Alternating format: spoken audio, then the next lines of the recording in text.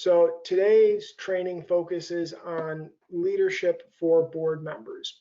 And it's important to look at several issues in terms of what's the distinction between a board and a committee, and what can we do as board members to be more effective during the meetings.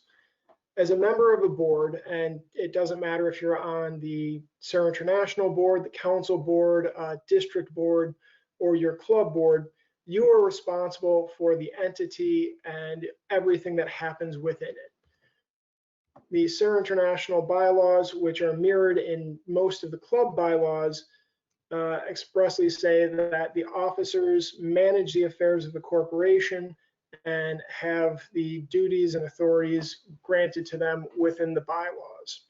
So as the scripture tells us, we are many parts, but we're all one body.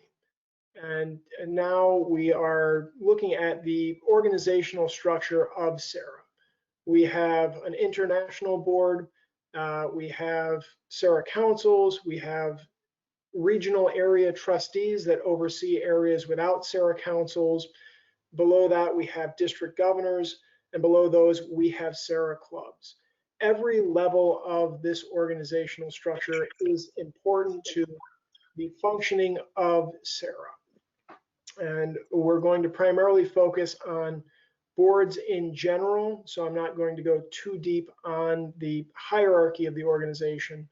But one of the things that I think is important for everyone to keep in mind, that while this is our organizational chart and the international board sits above everything, the functional chart of the functional structure of Serra is that everything exists to support the activity of the Serra Club.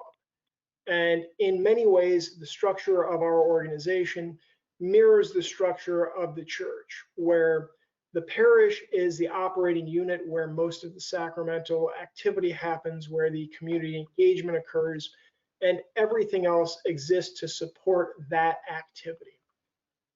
You'll see that we have direct line communication between Serra clubs and Serra districts, and then those Serra districts should be talking to their councils or their area trustees, and those groups should be giving information to the Serra International board, which then works with the Serra International staff. The reality is there are dotted lines and dashed lines and zigzag lines, and our organization can be much flatter than this, where we at the office often have direct interaction with the staff, where someone has a question on a bylaws issue or on a matter of policy, on a program, and the staff exists to support all of Serra International in our mission to promote vocations to the priesthood and religious life. The board hires an executive director, that's me, to help with the management of the organization. To give everyone a bit of the backstory of Serra and our history, we were formed in 1935 by 4 Catholic laymen. Anecdotally, I've heard rumors that the reason Serra was formed is that these 4 gentlemen were not admitted into the Seattle Rotary Club because they were Catholics. And so they formed a group to address a need within the church. They saw that there was a need for supportive vocations from the laity, even back then. And in order to further help the board manage this, in 1947, due to Serra's rapid expansion, they hired Harry O'Hare as the first executive director. Mr. O'Hare held this post for nearly 30 years, and you can see his imprint on the organization even to this day. In the early stages, the executive helped the board in its governing and policy role, as well as overseeing the staff and the daily affairs, so the board could manage the bigger picture of Serra. And that is much in the same as what's happening today. So good board practice requires delegating and leading, and it is difficult to do both of those things, and it's even more difficult to do both of those things at the same time. Some things cannot be delegated to others. However, given the amount of work, it is often necessary to form committees or for boards to seek outside help with a variety of matters. So the treasurer of Serra International uses the resources of the office to help prepare the audits, the 990s. This is also true of the USA Council secretary, and many club many club treasurers use a third-party CPA in preparing IRS filings and other documents with the approval of the board, of course. So it's important to keep in mind that the board has a role to do, the office has a role to do, and we all exist to serve the mission of the church. So just to let everyone know what I'm here for, it's my job to carry out the policies, to manage the office, and to further provide assistance to Serra clubs, councils, and the foundation as directed by the board. The board has been very generous in terms of how this applies. So I serve as a resource to you, the members of the organization, and I've had the privilege of interacting and working with many of you throughout my tenure. I continue to look forward to this as we go forward.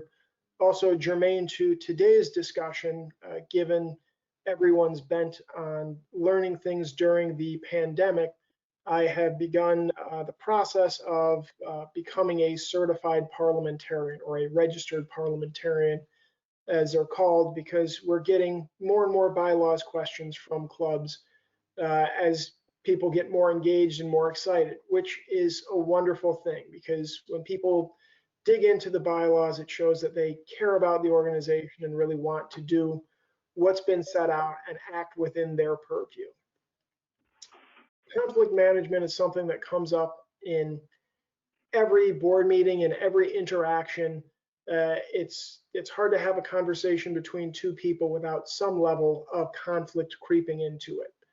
So there's a huge diversity of leadership and vision within our organization, and that is both necessary and beneficial for the stewardship of our organization. Conflict can be a good thing and can often create wonderful and helpful ideas.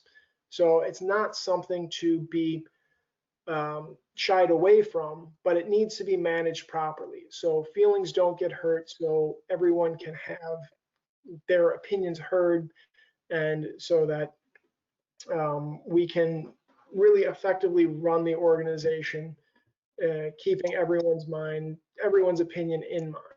So debate over the pros and cons of an issue is almost always a good thing within a board meeting. Some ideas to help. You're never going to get full agreement, and if you are, it probably means a lot of people are not thinking or are not fully engaged. So a failure to get complete agreement is not a disaster. And there, as I mentioned, it may be more of a problem when everyone agrees on everything, because when that's happening, it's normally a sign that just a few people are fully running the show and other board members are less engaged than they need to be. It's always a good idea to work for a consensus, but say, you know, we understand your position, but it's impossible to reconcile these two conflicting ideas, so we're going to have to go with what the majority of the board feels is important here. And the most important thing, and this is one of the most difficult things, is once the vote happens, you move on to the next issue and you put that behind you. You say, the board has spoken and we're going forward. Whether the board agrees with you, disagrees with you, takes 75% of your ideas but leaves the 25% that you think is the really crucial piece, it doesn't matter. The decision was made. So now it's your responsibility as a board member to represent and advocate for the position of the board. It's also important to remember conflict is not a defeat, and some of the most important and best ideas have come out of conflict and compromise. So you should try to incorporate that as much as possible.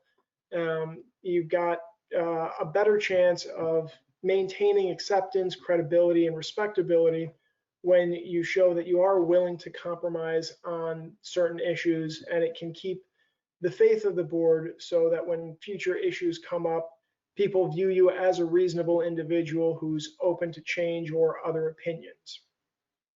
And carrying on with conflict will do the exact opposite of that. So, as I mentioned before, after the vote is taken, you are an apostle of that consensus, and it's your job to advocate for it going forward. So, policy is something that is different from the bylaws. Policy is the guideline that helps the board stay within reasonable limits, and it is something that can be used to maintain consistency. But policy is a guideline, it is not a rule, and policy is something that the board can change from time to time given the needs of the organization. So the policy sets the course of action for the organization.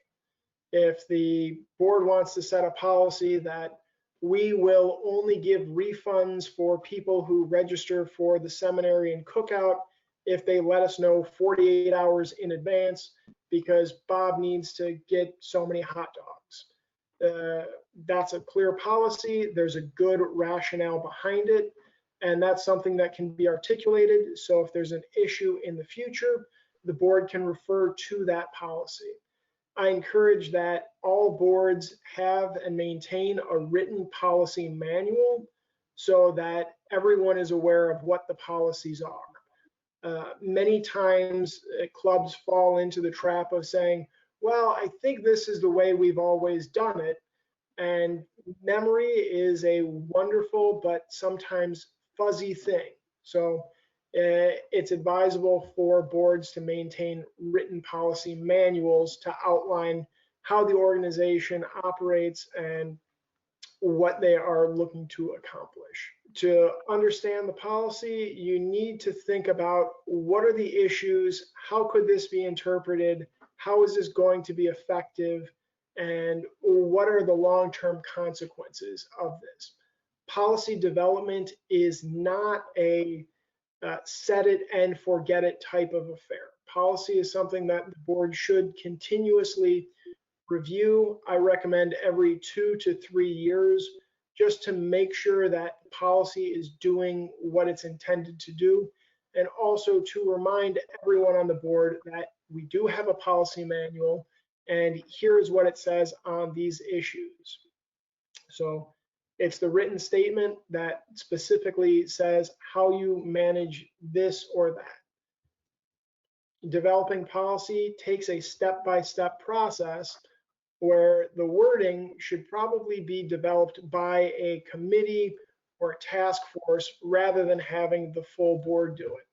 And we'll be talking about committees in a moment. Policy should always be presented to the board, and the board is the one that makes the final decision, but it doesn't have to accept the recommendation of a committee or a task force, and boards have the ability and the responsibility to send things back to a committee for further review and development if the board views that such review or modification is necessary. Policy is not bylaws. Your bylaws are the foundational underpinnings of the organization. And as those who were on the recent Mike Downey training session saw, the USA Council recently restated the model club bylaws so that we have a template document that all clubs can use for their base bylaws. Bylaws require a vote of the membership as well as approval of the council's bylaws committee and the executive director to be changed. So these are far more permanent than what policies are, and bylaws are normally reserved for bigger items like how many officers will serve on the board, what are the duties of those officers, what are their terms, what are the methods for electing officers, what happens with funding in the event of the dissolution of the club, and processes you want to be more finite and set in stone. So the board develops policy. It doesn't just write policy. Policy, as I mentioned, should be continuously reviewed and improved upon. When that doesn't happen, you wind up with everyone's seen the silly laws that come out. And up until about, I think it was 15 years ago, it was illegal to have a pig in the city of Chicago unless it had a ring in its nose. And that's a law that dates back to the 1800s when cattle kind of roamed the streets of the city.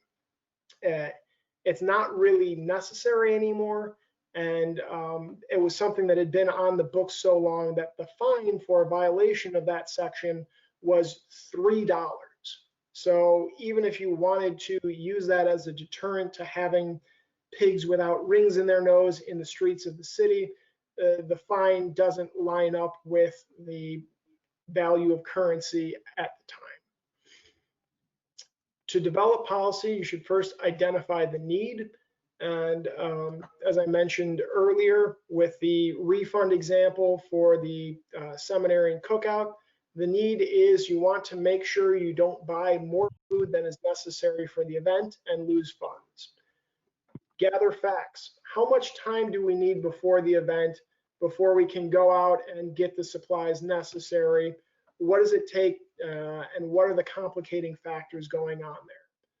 Deliberate the issue. Is it better to say we need a full week's notice in order to give us a really wide berth in the time that it takes to put this together, or can we impose upon our members a little bit and just give them that 48-hour window to do the purchasing? What's fair to all parties involved? Ask the question, is this consistent with our objectives and purposes? Is this within the scope of the board's authority? Is this compatible with other board policies?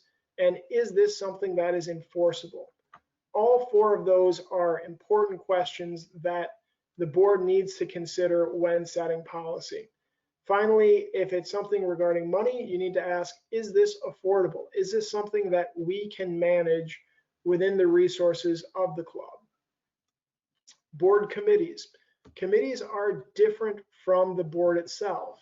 And oftentimes the board will use committees to handle things that cannot be efficiently managed by a full board. Some Serra clubs have boards of upwards of 15 members. So it makes sense to break that out into smaller groups and assign specific committees with individuals who have the requisite skills and information to understand the issue and report back to the board. Service on committees is not limited to experts on the subject. It's often beneficial to have people who are just casual observers, because I've seen many times where committees, particularly bylaws committees comprised entirely of lawyers, put together wording that is legally bulletproof, but objectively incomprehensible to someone without a working knowledge of complex corporate law. So it's good to have diversity on those committees. It's also good to remember that committees inherently have no power or authority. They are only responsible to the full board, and they are always responsible to the full board. So the actions of committees are to study the issue and report their recommendation to the board. So the best way to do this is to get regular reports from a committee, not just assign a committee, say, come back to us in 6 months with your findings, and then have the board vote on them. If it's a particularly complex issue, it's good to have regular reports from your committee chairs so the board has a better understanding of what the committee's been doing and can make recommendations in terms of ways the committee could improve what it's doing or better effectuate the work that it has been assigned to do.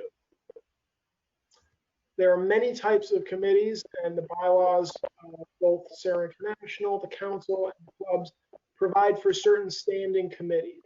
These can be the programs, vocations, communications, and membership committees that most of us are familiar with. Some clubs require an audit committee to make sure that all of the club's finances are in line.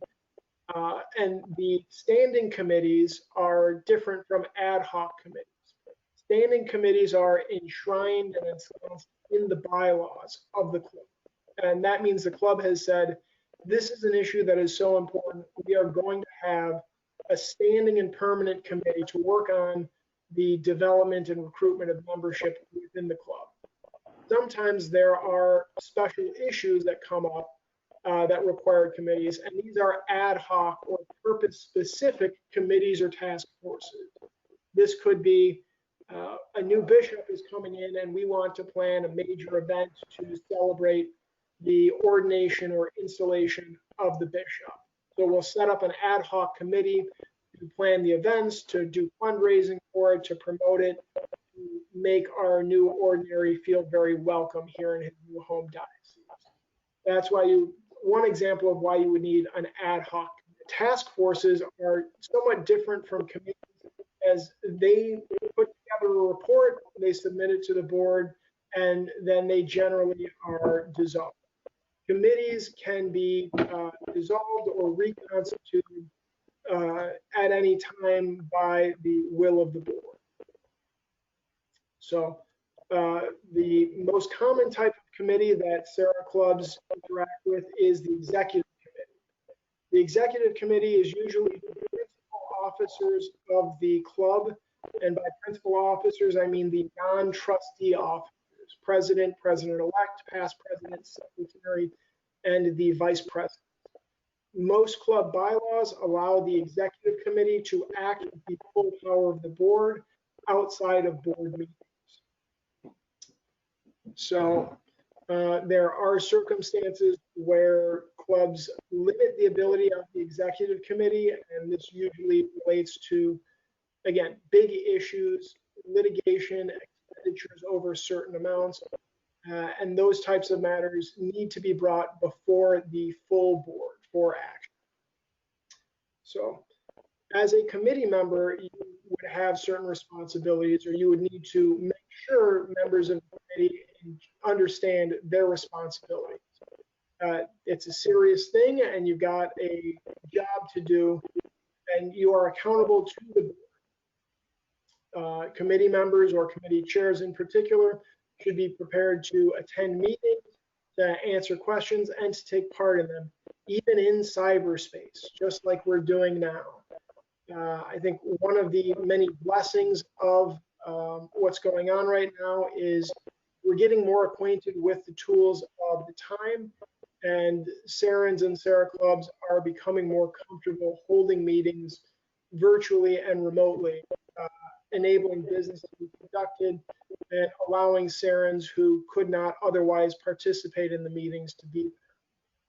So it's always important to remind everyone that we all have jobs to do and we're all volunteers. So to be respectful of everyone's time, it's important that things get done when they need to be done. Or if someone cannot complete something in a timely manner, that they notify the board or the committee as quickly as possible so alternate arrangements can be made. And remind the committee that they are accountable to the board. One of the most important things that boards can do is plan for the future. I think the death knell of many a Serra club has been the phrase, but we've always done it that way. And we are a Catholic organization. Our traditions run deep and are very, very important to us. But as Serrans and as Serra club trustees, we need to look to the future and be able to adapt and incorporate new technologies, new events, and new ways of serving the mission of our organization so that we can fulfill the needs of the church, particularly as it relates to vocation. So there's a good amount of thinking and future gazing that needs to be done as a board member. It's important to realize that your own personal goals and visions and aspirations are maybe not the exact same as your fellow board members and as Serra's. So we should all bring our personal views to the table and our unique and diverse perspectives, with the understanding that everyone else has those same views and those don't often align. So we need to be open to critiques of our ideas, just as we will likely be giving critiques of others' ideas. And one of the most critical fiduciary roles of the board is to monitor bottom line results. Are we using the organization's resources in a proper fashion? Are we being good stewards of the dues monies we've collected, of the donations we've received, and are we making progress towards our long-term plans? Those are all things to keep in mind in your service as a board member. So it's difficult but important to always check the budget before you make a proposal, because there are so many wonderful ideas that you have that struggle to get effectuated because we have limited means. And this is true at every level of the organization, from Serra clubs all the way up to Serra International. There are some things that are just beyond the means of our organization. So we need to work within our budget. It's important to review the reports so you can see what the board, what the organization's finances are doing, where is the money being spent, and sometimes ask the question, is this the most worthwhile use of our funding? Having the books audited by an outside group. This is something that is important, but I would caution that it will vary based on the size of your club. If you have a 350 person Serra club that does a $400,000 dinner dance every year, it makes sense financially and on every other level for you to have your books audited annually by an outside group. If you have an 8-person club that gives $50 to every seminarian once a year through candy sales that you guys generate after masses, it's a lot easier to have a lay person or to get just a simple CPA opinion letter every few years to make sure that everything is being used in line with the purposes of the organization, and that you have transparency and accountability for how funds are being used. And just to remind everyone here, all three of the larger corporate entities of Serra, Serra International, the United States Council, and the Serra International Foundation are audited annually by an independent third party, and those audits are available upon request. So if you'd like a copy of any or all of those audits, feel free to email me after this webinar. One of the areas where I've seen Serra clubs get into trouble the most is financial misconduct, or unfortunately putting too much faith in a treasurer. This hasn't happened recently, but in years past there have been instances where a treasurer used club funds for personal expenditures or for things that the treasurer thought was important but the club did not authorize, and that creates problems. The way to guard against that is to get not just financial statements as a board member, but also to ask for the bank reconciliations to make sure you can see money going in and money going out of the club's account. Many different clubs operate and many different organizations. Some follow Robert's Rules of Order with dogged obedience, and others are more relaxed and kind of let conversation flow between people. I am a little more conservative in my suggestion that clubs follow Robert's Rules of Order, if for no other reason than one of the most difficult jobs on a board is that of secretary. And following Robert's Rules of Order makes it much easier for the secretary to keep the minutes and for everyone in the meeting to follow the action as to what's going on. So every board member, not just the president, is responsible for a good meeting.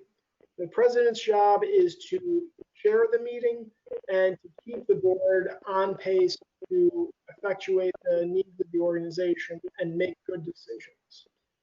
Board members are responsible for being at the meetings. Showing up is really half the battle, and bringing in their diverse perspectives, being prepared for the meeting. And that means reviewing all documentations, looking at the agenda. Sometimes you'll need to do research before meetings to understand what's going on.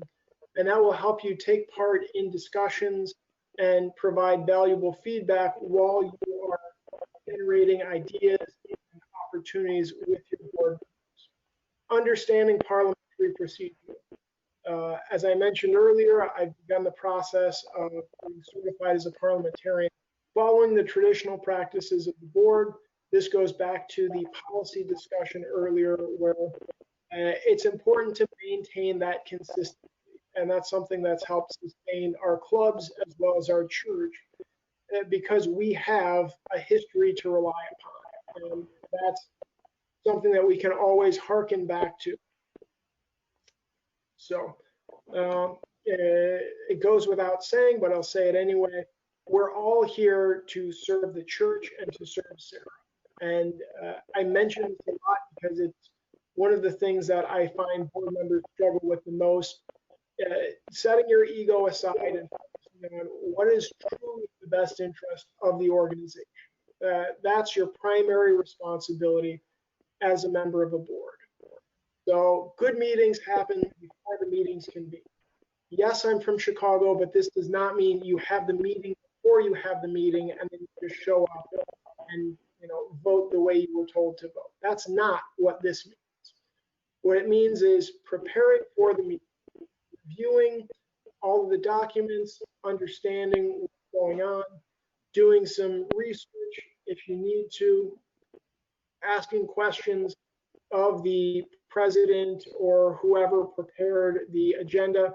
If you say, well, I'm not sure what item 3 on the agenda is in reference to, can you give me more information on that? Understanding what you're do as a board member, as we've talked about earlier, and forming an opinion of issues that incorporate people who are not on the board. And this is something that gets more and more important the larger your club gets, because for certain large clubs, the rank and file membership, for lack of a better term, can sometimes think that they're just the peons and the board is up here and nobody cares what I think. So having board members go out and solicit opinions from people who are not on the board is a very good way of keeping your membership engaged and involved in the activities of the organization. So at the meetings, it is unethical to decide on how you're going to vote for an issue before you attend the meeting. It's also technically against Robert's Rules of Order. You cannot send someone to a meeting and say, I'm going to vote this down no matter what is said. And when you pause and think for a moment, that makes a lot of sense. The reason you're having the meeting, the reason you are discussing this issue is so that the board members can make a fully formed understanding and decision on whatever is before them. Doing that with a preconceived notion defeats the purpose of having the meeting. Otherwise, you could just do a vote by email and you wouldn't need to have the discussion. So you should not have, you can have a preconceived notion and you can have a meeting, you can have your own opinion, and you're certainly within your rights to have opinion at the meeting. But I advise everyone not to say, I'm voting this down no matter what, because I don't care what anyone says. This is just the way I'm going to do it. That defeats the purpose of having a meeting. So after the deliberation, you should come to your decision and that will be conducted in accordance with Robert's Rules of Order. We'll be talking about those in just a moment. The agenda is one of the most important things for a meeting because that's what keeps everyone on pace and aware of what's going on. So it limits the discussion for a clear direction for the meeting, and it requires that the board discuss items that are approved and on the agenda. There is a way to add items to the agenda, and that's on my Robert's Rules cheat sheet a little later on. And reports to the board. Reports are beneficial and likely to come from either officers or committee members. These reports usually recommend an action for the board to take. So we formed the committee. The committee said, we think the best way to honor the incoming bishop is to have a parade down Main Street. And it'll cost $150,000. We can get the permits, we can do this, we can do that. And that's what the committee recommends. Once that recommendation happens, the board can ask questions of the committee, but it is up to the board to make the decision as to whether or not it makes sense for the club to hold a parade to honor the new bishop. Maybe he doesn't like parade, maybe it's very expensive, maybe there are reasons why that activity, which the committee thought was a good idea, is not congruent with the thinking of the board. And it is certainly within the board's right to ask those questions, to gather information, and to make that final decision. Motions are the way you formally request the board to take an action. Once a motion is seconded and restated by the president, the board begins discussion of the motion.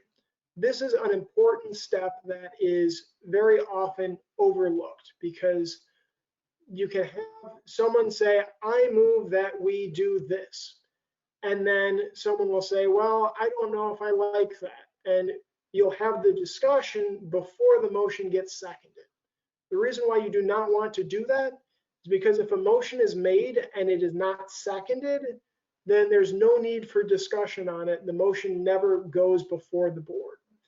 So it takes a little bit of discipline, but when you are chairing meetings and for the benefit of your secretary, it's important that you say, Sue made a motion that this happened and Tim seconded that motion. That way, all of that can be clearly defined and captured within the minutes, and then the discussion will occur. So motions either come from committee reports, recommendations from staff or task forces, but any board member can make a motion as long as there is no other motion on the floor. Here's where we get into my cheat sheets for parliamentary procedure.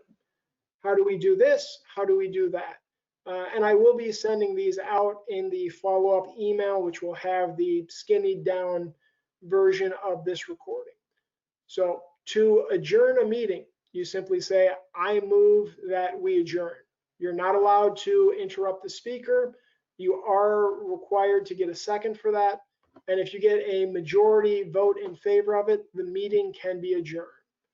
If you want to take a break, then you say, I move that we recess the meeting until 12:15. And again, you can follow along the table here to see what kind of vote is required and what other actions need to be taken.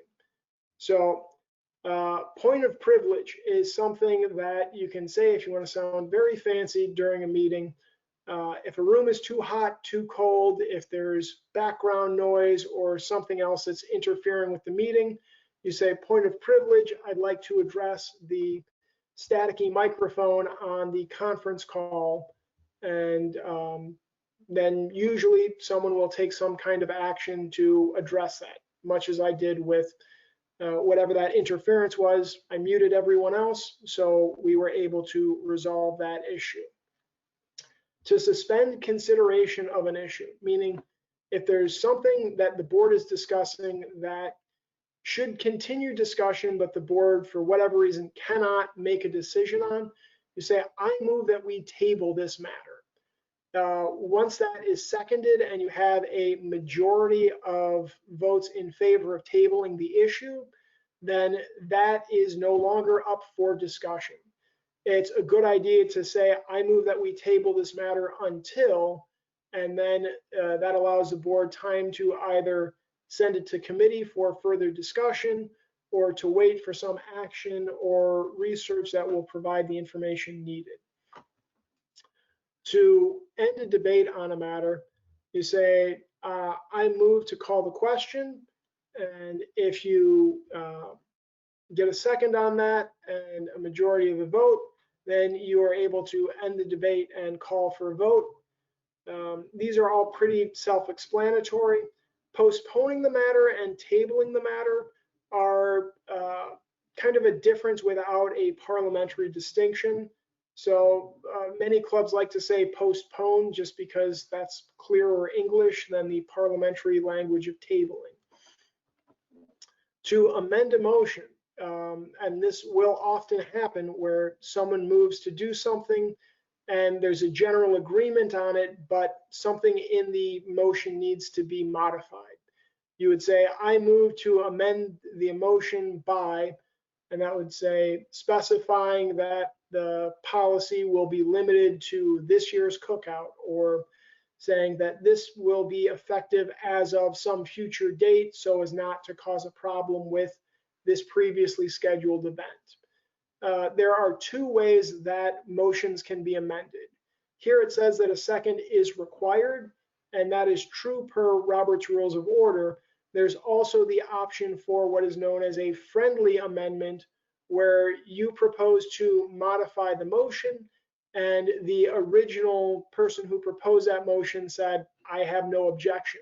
So the original mover agrees to the amendment, eliminating the need for a second. So to introduce anything, you would say, I move that we talk about item 5 on the agenda, the budget. And then to object to a procedural issue, which hopefully no one runs into, you would say point of order, and then explain what the parliamentary issue at hand is.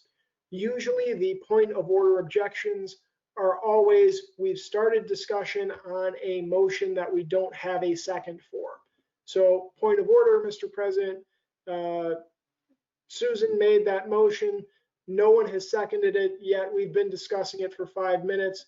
I'd like us to either get a second on that motion or to move on to the next order of business. So to request information, you would say point of information. Again, these are the very formal Robert's Rules of Order language. You can also just raise your hand, wait to be recognized by the chair and say, I have a question. Could I ask the committee about this?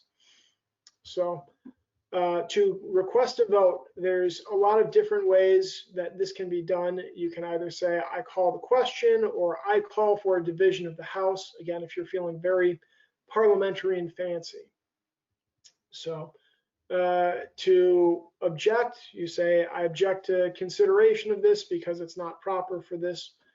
And we've already talked about tabling matters.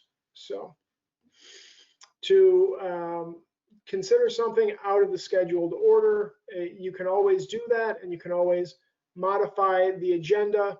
You would say, I move that we suspend the rules and consider this, or I move that we amend the agenda to allow this other item to happen. So those are some of the common issues and magic words that come up and are said for effective running of meetings. Finally, I'm going to end on voting. Once a motion has been discussed, the president calls the question and asks the board to vote. The results of the vote should always be recorded in the meeting, in the minutes of the meeting. You as a board member should abstain if you have a conflict of interest or if you are genuinely unable to form an opinion on the matter. And abstentions are important because they impact how voting gets calculated. So once the vote is taken, the president declares whether the motion is passed or defeated, and moves on to the next item of the agenda. A few things to be mindful of with voting. Serra Club bylaws require that you need to have a quorum of the board or the executive committee in order to hold a meeting. And they also require that you need to have a majority of that quorum in favor of a vote to have the motion pass. So to illustrate this with real numbers, if there are 9 people on a board and you call a meeting and you have 5 of them present, those 5 people constitute a quorum, so it is a legitimate meeting of the board. If there is then an item discussed before, or an item before that board, and those 5 people, when the question is called, 4 of them abstain and 1 of them votes, that 1 vote still carries the day because that is a majority of the votes cast by a quorum of the board. So whereas if the full board were sitting, you would need 5 votes for the motion to carry. In that instance, just the 1 vote of the sole person who did not abstain would be decisive on that matter. Also, as a general rule, the president as chair of the meeting is usually not someone who votes, as they are the chair and they're usually the decisive tiebreaker vote if that comes up.